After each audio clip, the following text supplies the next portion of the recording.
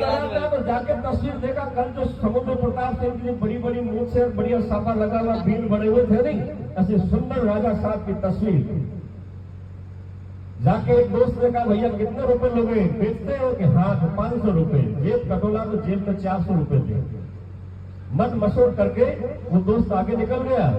उसका दूसरा दोस्त आया संयोग से उसी रास्ते पे, और वही राजा साहब की बड़ी सुंदर तस्वीर। उसने कहा कितने रुपए, कि 500 रुपए। रुपए वाला था, उसके माँ बाप पैसों वाले थे।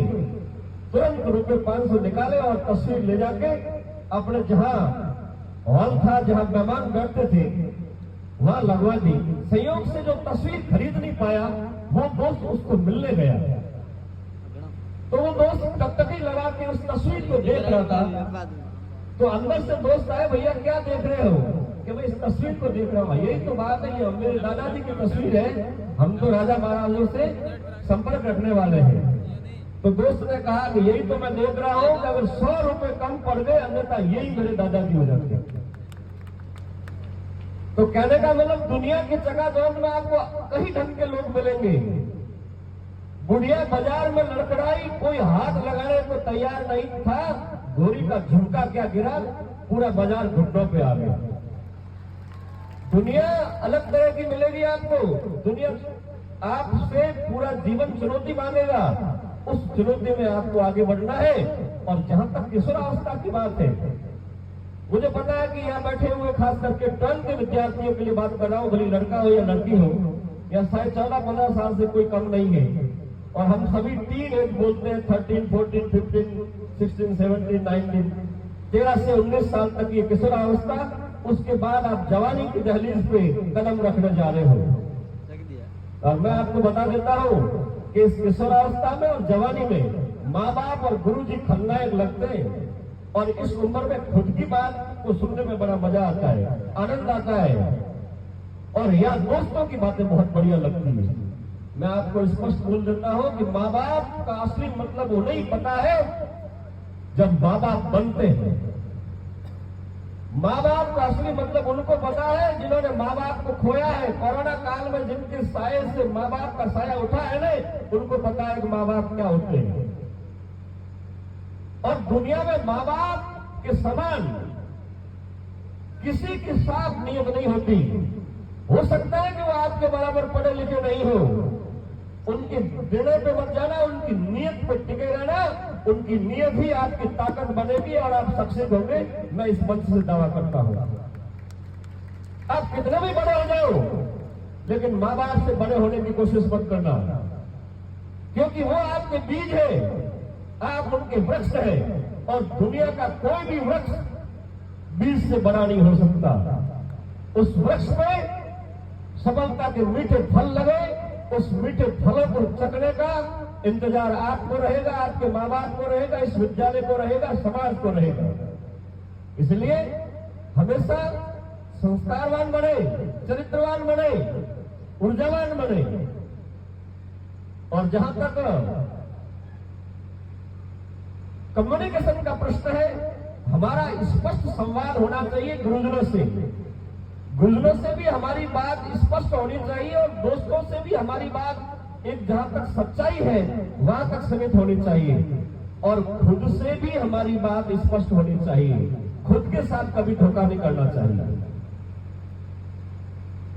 हजारों प्रकार के लोग मिलेंगे। किसी उर्दू शायर ने कहा है ना कि हाथों में खंजर नहीं, आंखों में पानी चाहिए, फिर खुदा दुश्मन भी खानदानी चाहिए। आदमी हल्का कोई काम का नहीं है। मित्र तो अच्छा होता ही है, लेकिन दुश्मन भी हल्का काम का नहीं है। इसलिए संगत अच्छी करे, दोस्ती अच्छी करे, तभी ये दुनिया आगे बढ़ेगी। ये तो आगे सीपी सर है और कई मेरे मित्र हैं, या बैठे हैं मेरे स्टूडेंट भी है जिनका पीटीआई में सिलेक्शन हुआ है। ये जितू सिंह है, इधर से मैं नाम नहीं जानता, मैं 2007 से लगा के 12 तक मैंने यहाँ सेवाएं दी है। अपने आप को भाग्यशाली समझता हूँ कि आदरणीय हरि सिंह जी जैसे अगर मैं रिश्ता जोड़ना चाहूँ तो मैं बड़े भाई के समान मानता हूँ। इनके साथ में और आपके इसी विद्यालय में मैंने सेवाएं दी है। और एक बार और बोल देता हूँ, ऐसी बात मन से बोलनी नहीं चाहिए। इतने विद्यालय, बड़े विद्यालय खड़े करना, इस प्रकार का सुंदर आशियाना लगाना, रुपए लगते हैं और मारवाड़ी में कहते टंडाई के टक्के लगते हैं। और उस टक्कों की व्यवस्था में जब विद्यालय वहां गांव में चलता था उस समय इतनी हो सकता है सामान्य व्यवस्था थी। 1650 स्टूडेंट थे शायद बाबू खान जी उस समय की ताकत ने, उस समय की हिम्मत ने इस विद्यालय को खड़ा किया है। तब जाके आप आनंद से नाच रहे हो इतने सुंदर आशियाने के नीचे। मैं सैल्यूट करता हूं हरि सिंह जी को और इनकी व्यवस्था को, और उनके साथ साथ में आपको स्पष्ट बोल देना चाहता हूं, कहना तो नहीं चाहिए, जब वो गांव में रहते थे तो बागी जी इनका साथ निभाने के लिए सिलाई का काम करती थी। जब घर में मैं खाना खाता था सिलाई का काम करके पूरा घर का खर्चा चलाते थे। ये मेरी आंखों के सामने देखा हुआ है। आपको ये करोड़पति लग रहे हैं ना, ऐसी फोकट में नहीं बने।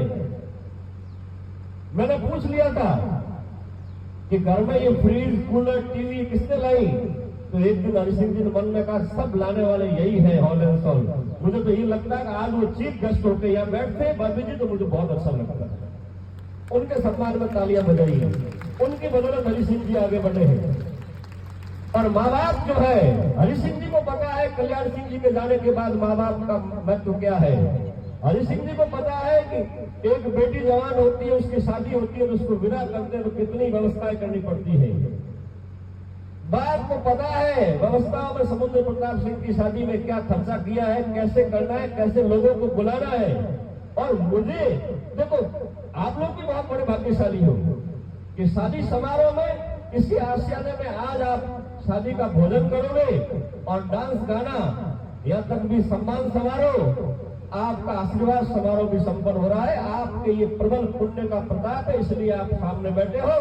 भगवान आपको खूब आशीर्वाद दे, ऐसी मनोकामना में मन से करता हूं। काफी समय हो गया है बाबू खान जी के पास में लंबी फहरिस्त है कार्यक्रम की। इच्छा तो मेरी और बोलने की है, लेकिन मेरी बात को इन शब्दों के साथ मेरे आज के निवेदन को समाप्त करना चाहूंगा कि पंडित रामधारी सिंह दिनकर ने कहा है कि है कौन विघ्न ऐसा जग में जो टिक सके आदमी के मन में। ठेकता है जब नर पर्वत के जाते पाव कर, मानव जब जोर लगाता है पत्थर पानी बन जाता है। तो आप भी मेहनत कीजिए, ऊर्जावान बनिए, संस्कारवान बनिए। और जहां तक 12th के स्टूडेंट का प्रश्न है, आपकी महफिल सदा जगमगाती रहे, आपके होठों की हंसी सदा खिलखिलाती रहे। खुदा न करे आपका हो किसी गम से सामना। अब तो यही है आरजू कि आपकी हर गम से ये विद्यालय आपसे रिश्ता बनाते रहे। जय हिंद।